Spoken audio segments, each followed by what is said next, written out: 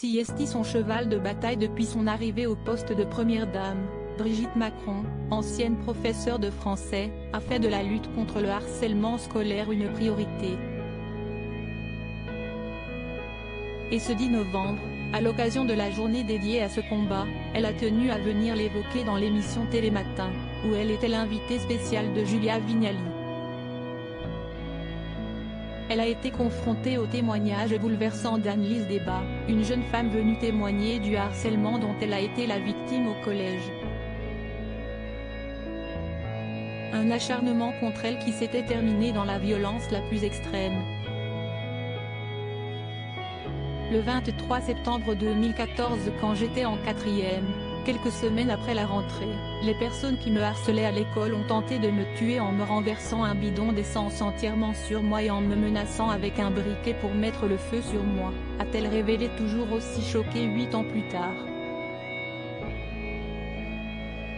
L'émotion de Brigitte Macron face caméra en écoutant celle qui a expliqué avoir littéralement vu la mort sous les yeux, la femme d'Emmanuel Macron, également mère de 3 enfants, Sébastien, 47 ans, Laurence, 45 ans, et Tiffaine, 38 ans, et 7 fois grand-mère, a été saisie par l'émotion.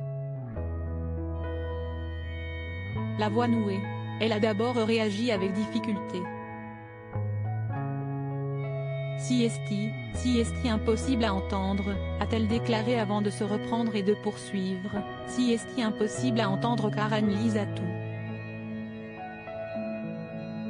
Vous entendez la manière dont elle en parle, son intelligence, elle a tout.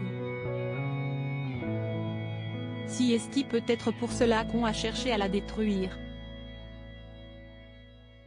Un moment poignant qui a renforcé sa détermination à lutter contre le harcèlement scolaire, un fléau qui touche environ un jeune sur 10 et qui cesse d'aggraver avec l'émergence des réseaux sociaux.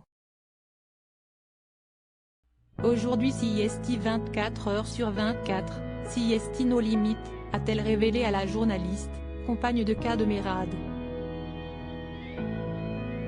On ne sait pas jusqu'où ça va. CST au-delà des choses que vous ne feriez pas dans la vie réelle et vous les faites dans la vie virtuelle en toute impunité. Et ça, CST impossible. Déterminée à avancer sur ces sujets, la première dame est sûrement retournée à sa tâche avec une nouvelle force pour continuer de faire grandir cette lutte qui lui tient tant à cœur.